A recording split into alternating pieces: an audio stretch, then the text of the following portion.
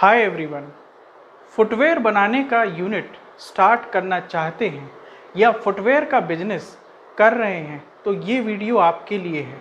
मैं दीपक पटेल myb2bidea.com से इस वीडियो में फुटवेयर मेकिंग बिजनेस की डिटेल जानकारी दूंगा।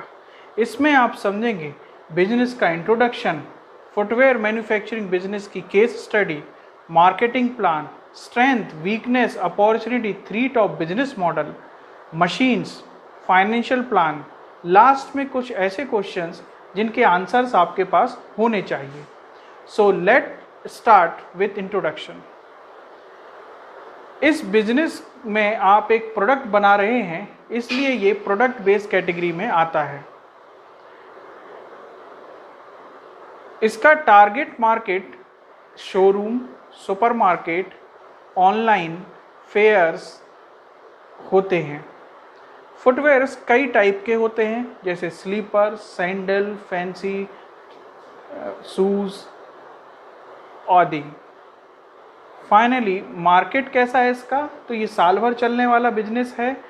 जैसे फेस्टिवल्स और फंक्शंस में या शादियों में इसकी डिमांड और भी बढ़ जाती है।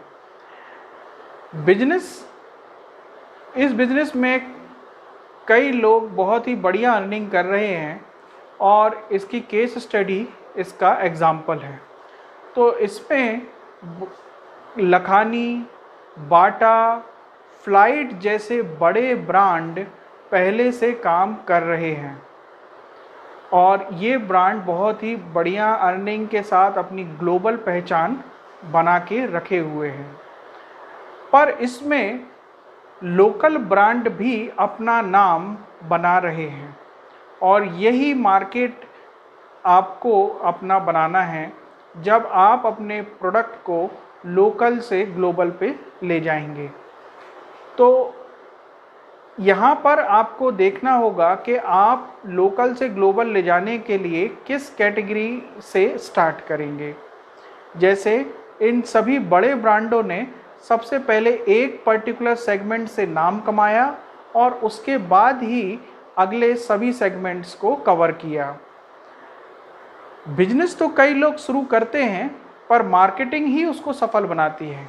तो इस बिजनेस में जो मार्केटिंग एरिया रहेगा वो रहेगा footwear shops, schools, colleges, supermarket. यहाँ से आपको मंथली या ईयरली ऑर्डर्स मिल सकते हैं। इसके अलावा आप ऑनलाइन मार्केट को भी कवर कर सकते हैं, जो कि अमेज़न, फ्लिपकार्ट जैसी वेबसाइट्स प्रोवाइड करती हैं। यहाँ पर आप ऐसे ऑडियंस को अपना कस्टमर बना सकते हैं जिनके पास आपको जाने की ज़रूरत नहीं है। चलते हैं इस बिज़नेस की पॉजिटिव और नेगेटिव पॉइंट्स की तरफ। तो इस बिज़नेस के जो स्ट्रेंथ है वो है कि ये वन टाइम इन्वेस्टमेंट बिजनेस है। यहाँ मशीन खरीदनी है आपको, थ्रू आउट द ईयर इसकी रिक्वायरमेंट होती है और ये इसमें आपको कोई स्किल्ड लेबर नहीं चाहिए होता है। इस बिजनेस की कई वीकनेस भी हैं, जैसे ये दैनिक जीवन में रोज उपयोग होने वाला प्रोडक्ट नहीं है।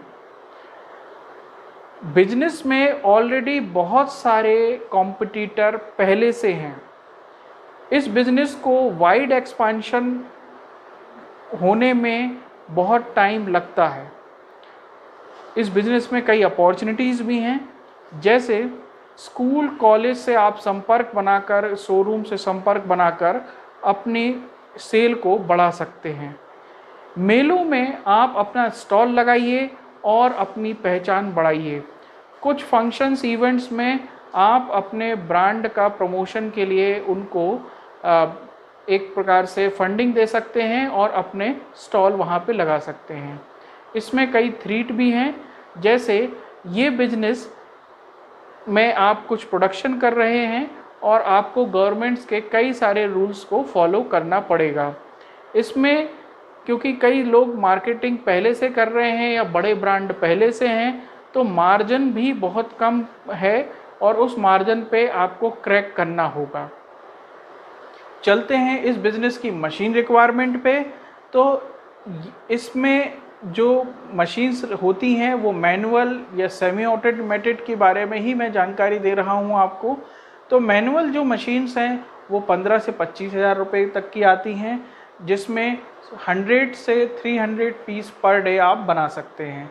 सेमी ऑटोमेटेड मशीन्स 35,000 से 9 लाख रुपए तक की, 90,000 रुपये तक की हो सकती हैं, और ये आप 300 से 800 पीस पर डे बना सकते हैं।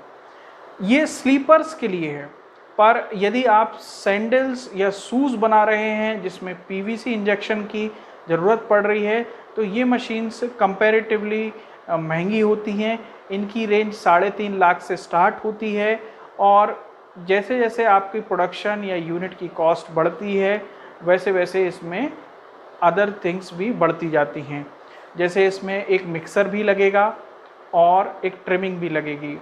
थोड़ा सा मैं आपको इस बिज़नेस के प्रोडक्शन के बारे में बता दूं, तो आपको कुछ बॉल्स खरीदनी होंगी जो पीवीसी बॉल्स हैं।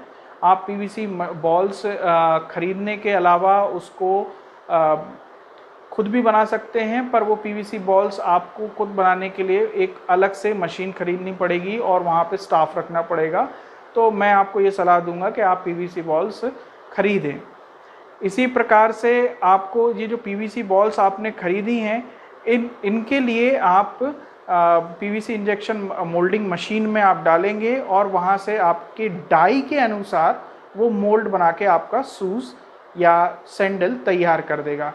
शूज़ या सैंडल में जो अपर वाला पार्ट होता है वो आप बाहर से भी ले सकते हैं, क्योंकि इससे आपकी कॉस्ट बढ़ जाती है यदि आप खुद बनाएंगे, और उसमें डिज़ाइनिंग लोगों को पसंद आ रही है नहीं आ रही है इस पे भी बड़ा संशय रहता है।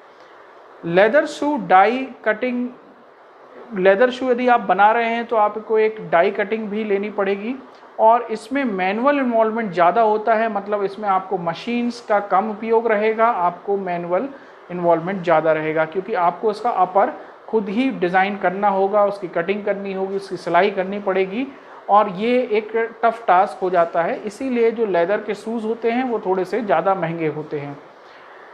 जो प्राइस की रेंज है मशीन्स की वो आपके पर डे के प्रोडक्शन पे वेरी करती है, आपके डायमेंशंस क्या हैं डाई के उसके अकॉर्डिंग वेरी करती है, और आप किस प्रकार की कलरिंग दे रहे हैं अपर्स की या आपके शोल की, उसके हिसाब से ये चीज़ वेरी करेगी।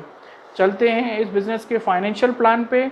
तो आपको मैन पावर रिक्वायरमेंट इसमें लगेगी ही, एक सिंगल आदमी इसको नहीं कर सकता, जिसमें आपको कम से कम 2 लेबर या 1 ऑपरेटर लगेगा। अब आप जो भी रोल प्ले कर सकते हैं। इम्प्लीमेंटेशन कॉस्ट में आपको मशीन्स खरीदनी होगी, पैकेजिंग मटेरियल लेना होगा, बॉक्स लेने होंगे, रॉ मटेरियल लेना होगा जैसे पीवीसी बॉल्स या लेदर शीट्स आपको लेनी होगी। इलेक्ट्रिसिटी के लिए आपको कमर्शियल मीटर लगाना रहेगा। एरिया जो आपको लगेगा वो 700 से 1200 स्क्वायर फीट लगेगा। ट्रांसपोर्ट डिलीवरी सिस्टम के बारे में आपको सोचना होगा कि माल आप कैसे पहुंचाएंगे अपने कस्टमर्स या शॉप्स तक। चलते हैं इस वीडियो के अगले सेक्शन पे, जो कि क्वेश्चन आंसर्स का सेक्शन। तो मैं यहाँ पे हम देखेंगे कुछ ऐसे क्वेश्चंस जिनके आंसर्स आपके पास होने चाहिए जब आप ये बिज़नेस स्टार्ट करें।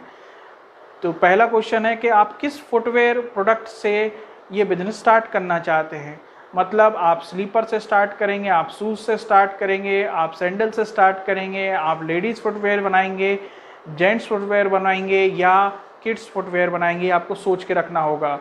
इस पे आप बहुत स्टडी करें और तभी इस बिज़नेस के अकॉर्डिंग इसकी मशीन्स खरीदें।